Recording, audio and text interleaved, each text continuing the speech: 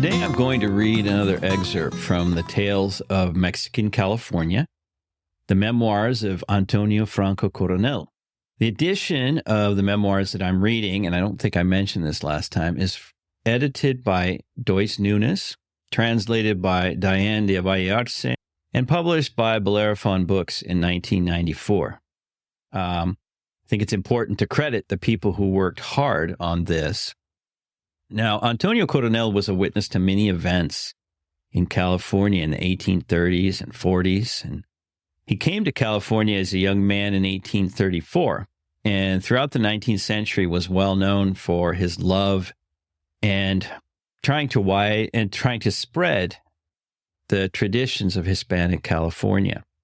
You can hear the previous episodes in this podcast, and I'll keep reading over the next few weeks some more excerpts from his memoirs.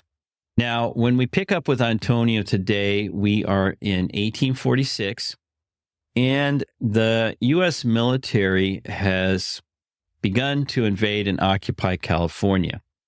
If you'd like an overview of the Mexican-American War and its effect on California, I recommend you go back and listen to episode 48 of this podcast, in which I talk about the war and how it played out in California.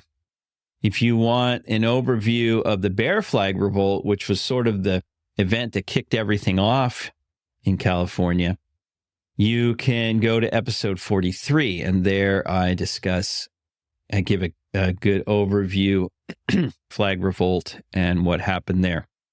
Now, in this episode, we're going to hear about a Captain Gillespie.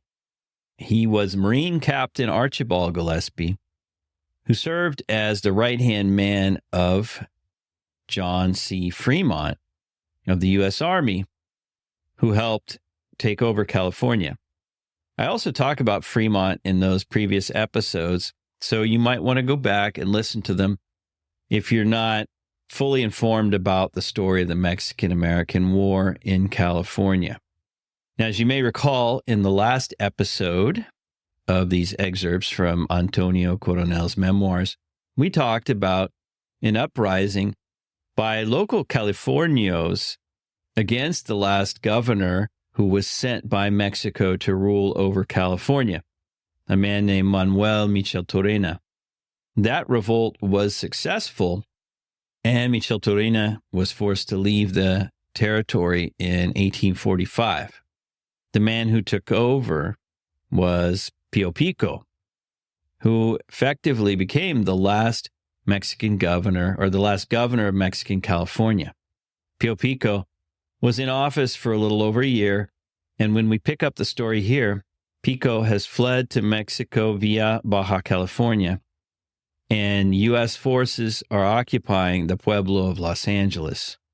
Here, Coronel is going to talk about some of the resistance that took place to U.S. occupation.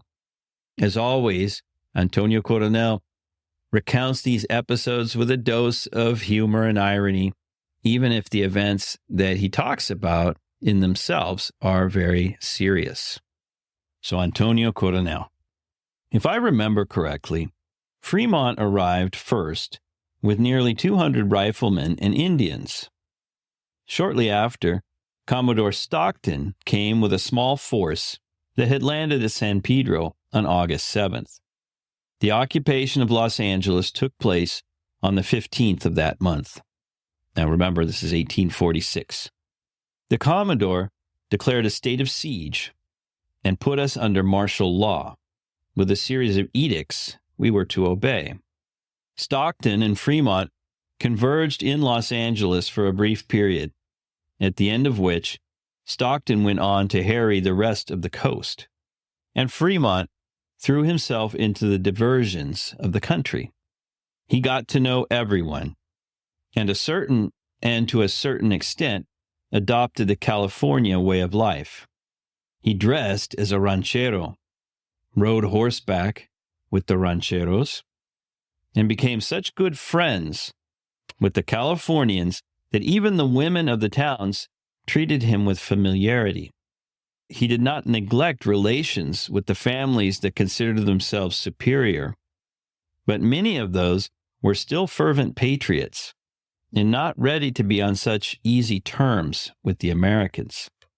In my opinion, Fremont deliberately set out to win over the Californians and succeeded so well that many prominent men declared themselves in favor of the Americans.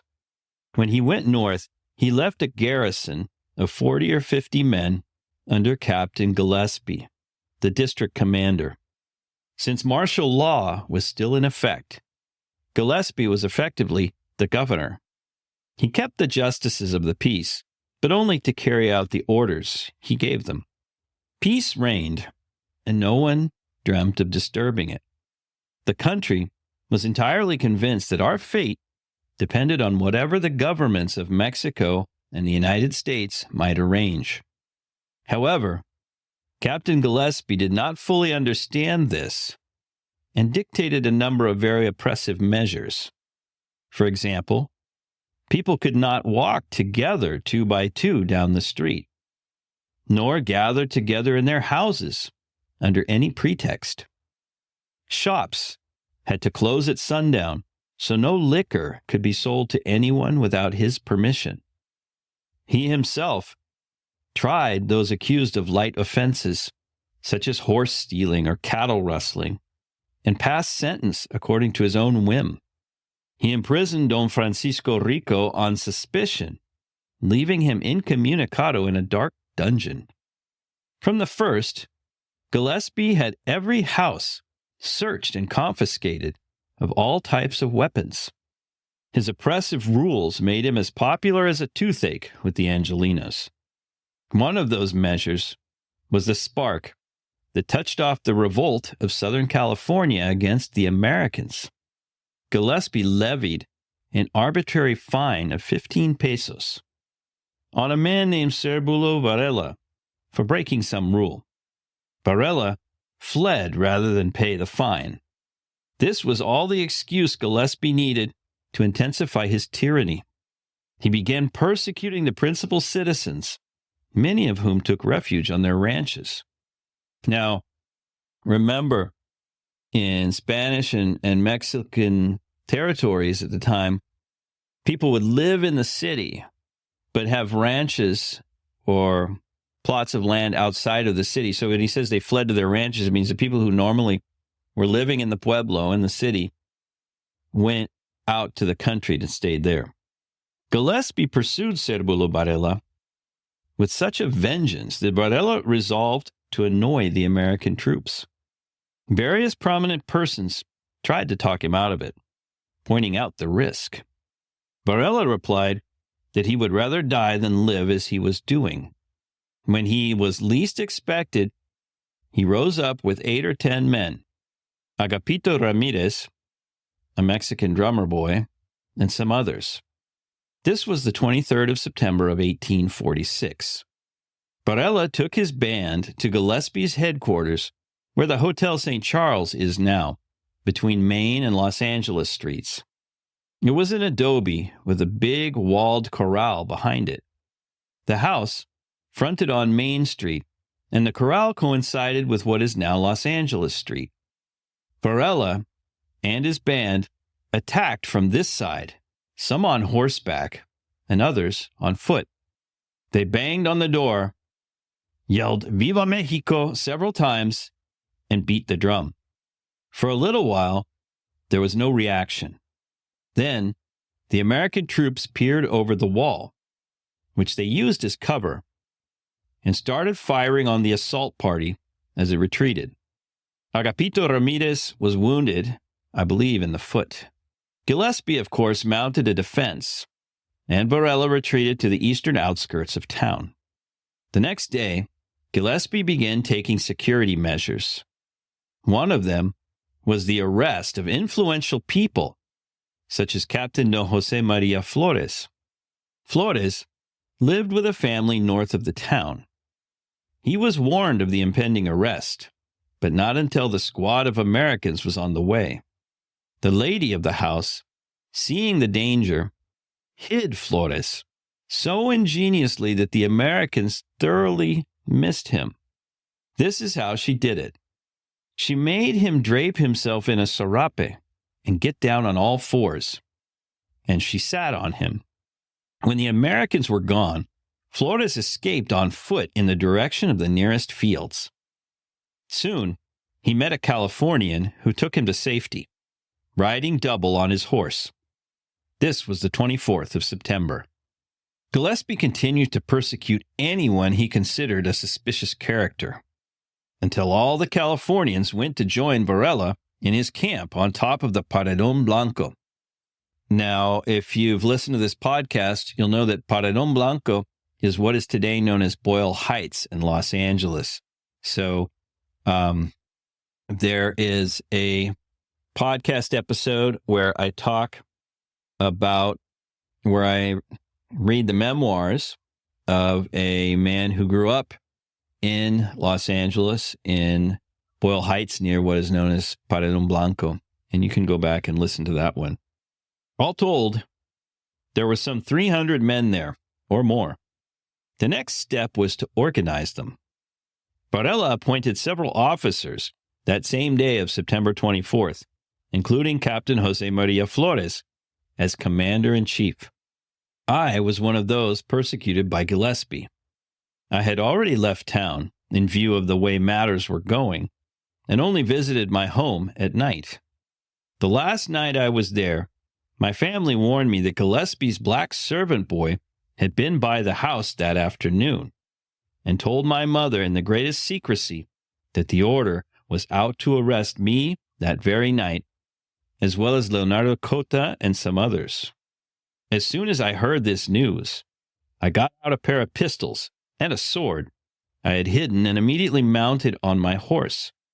I went to a farm, the one I still own and live on. When I was about 2 hours on my way, at about 11 p.m., they entered and searched my parents' house. Shortly after, my father sent me a note via our Indian cook, telling me what had occurred and warning me to be on my guard. I left my horse saddled and took other precautions. The next day, an Indian servant of mine came running to the farm with the news that armed Americans were on the next farm. I mounted and rode a short distance away where I could see the movements of the Americans. They went to the farmhouse, searched it and a couple of fields. Not finding me, they crossed to Ignacio Machado's farm and searched the house there. Still not finding what they were looking for, they went back to town. The Californian army was organized, although short of guns, and it was suggested to Gillespie that he turn over the town.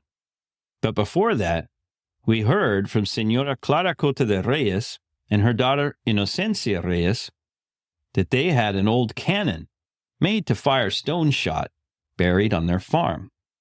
The gun was immediately recovered and mounted on the bed of a cart, tied with rawhide thongs. A powder keg, not very full, was also obtained at this time. Some cartridges were made for the little cannon, and a few old cannonballs were collected around San Gabriel and other places. A powder keg, not very full, was also obtained at this time. Some cartridges were made for the little cannon, and a few old cannonballs were collected around San Gabriel and other places. What weapons we had besides the little cannon were a few pistols, lariats, and knives, and an old flintlock rifle or two. Gillespie's answer was for us to disarm. If we didn't, he would be forced to act as the circumstances dictated. 3 or 4 days passed, in which we sent verbal messages back and forth. Gillespie, meanwhile, fortified the highest hill opposite the Pico House, as well as his headquarters, and Alexander Bell's 2-story house on the corner of Los Angeles Street and Aliso. He covered the top-story balconies with planks, made loopholes to fire through, and left a small garrison there. During this period, we heard that a body of foreigners had been organized under Don Benito Wilson. It included John J. Warner, Julian Williams, the three Callahan brothers, David Alexander, Rubidrew. I don't remember any more names, but there were no more than 40 men. In view of this news, Flores sent about 40 men under Ramon Carrillo, Cérbulo Varela, and Diego Sepúlveda to reinforce José del Carmen Lugo. He was watching the foreigners, who were concentrated on the Rancho del Chino, property of Julian Williams. Williams was Lugo's brother-in-law, and here he writes in parentheses, actually, I think his first name was Isaac, but he was known as Don Julian. And then he closes the parentheses. I found out from those who were present how Lugo and Carrillo's men surrounded the ranch and called on the enemy to surrender. Wilson, the leader, said that he would only answer after lunch. But when the foreigners realized how serious their situation was, they shut the main door of the house and spread out to cover all the doors and windows. The house on the Rancho del Chino is on a flat, constructed of adobe and a tarred roof. It was built on a square, and all the rooms had outside windows with iron grillwork. The main door was closed and barred securely. There was a ditch around it, and a fence made of sheets of tin, lashed with rawhide. The Californians decided to set fire to the house on a mounted charge. At the signal, they all galloped up and threw a bundle of flaming grass, wrapped in a sheet, onto the roof. They then fell back against the walls to escape the shots from inside coming through the windows and doors, and at the same time preventing the defenders from getting out. Some shots were fired before the attack. However, one of them killed Sergeant Carlos Ballesteros. His horse jumped the fence but fell at the ditch, and a bullet from a front window hit him. The house was burning well, and the defenders realized that they had no time to lose. The owner, Julian Williams, showed himself with his 3 young children, crying out that they were California-born and that innocence shouldn't be sacrificed. The Californians outside yelled for them to surrender, which they did. Lugo took charge of his nephews, and the foreigners were taken prisoner and disarmed. Then the Californians themselves put out the fire. This happened on September 26th. The prisoners were conducted to Los Angeles, where the other Californians were harrying Gillespie. They decided to assault the guard post and advance by a circular route with one of their artillery pieces. Sorry, I meant to say with their one artillery piece. Gillespie already knew about his friend's defeat at Rancho del Chino and could not hope for help to come quickly. He surrendered on September 30th. As I remember, the terms called for him to retreat with his men to San Pedro, leaving his field artillery behind when he took ship. He also left the cannon mounted in the guard post. So, accompanied by some of the long-term American residents, Gillespie formed up his garrison and marched to San Pedro, where there happened to be a ship. He boarded it with his men after spiking the guns he was supposed to hand over intact. During the period when Gillespie was besieged in Los Angeles, he had a herd of 80 or 100 horses, which at night were kept in the patio of the house that served as his headquarters. By day, they were taken to water at a nearby stream and fed stored hay and grain. Ramon Carrillo and Higuera, the blond one, and maybe another man, decided to steal the horses. At all times, one of them paraded the Mexican flag up and down, exposing themselves to the enemy's fire from the guard post. In spite of the risks they ran, not one of them was wounded. Once, when a few of the Americans were taking the horses out to water, Carrillo and Higuera waited at a certain place in the Calle de los Negros. When they saw the corral of headquarters open, they galloped out of their hiding place, swinging lariats, and stampeded the herd. Many shots were fired, but luckily none hit them, and they got away with most of the horses. A similar episode preceded this one. A dozen men on horseback came out of the headquarters with rifles across the saddle bows. They went south on Main Street, perhaps intending to reconnoiter the ground. About a mile on, they came to a field of corn ready to harvest. In the middle of it were two young Californians eating watermelon. They were lookouts, armed with old flintlock rifles for when the territory belonged to the King of Spain. Seeing the party of foreigners coming towards them, they decided to give them a good scare. The boys' names were Valdez and Ibarra. They threw away the watermelon and got ready.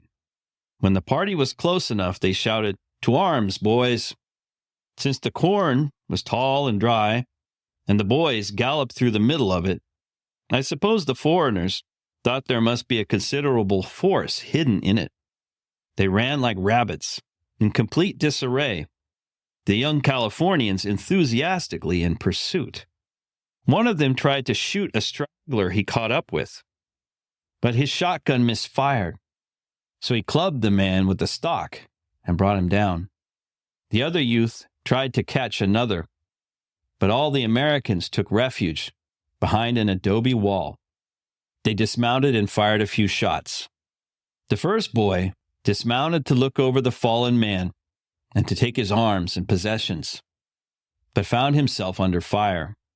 He quickly remounted, taking a revolver and a rifle, and both boys ran.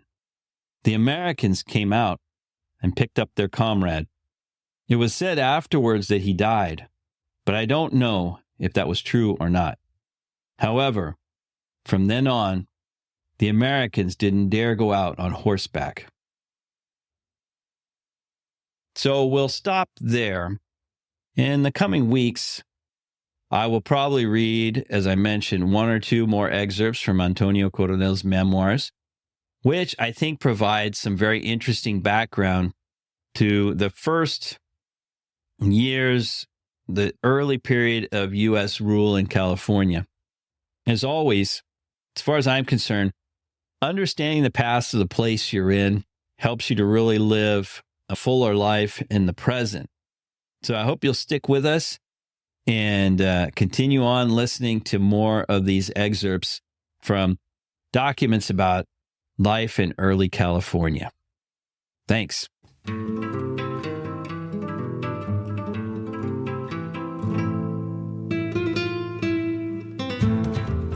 I hope you enjoyed this episode of the California Frontier Show. If you'd like to support the show, the best thing to do is to let other people know about it. If you'd like to support it monetarily, there are a couple ways of doing that. One is by scrolling down in your podcast app to where it says support the show. There you can become a subscriber for as little as $3 a month. And if you want to give a one-time donation, just below you'll see where it says give a one-time donation. Finally, the show is supported by California History Teachers, which is a full year of lessons for 4th grade California history and social studies. You can find out more at www.californiahistoryteachers.com. And if you input the coupon code PODCAST, you'll receive 25% off your monthly or annual subscription. So check it out.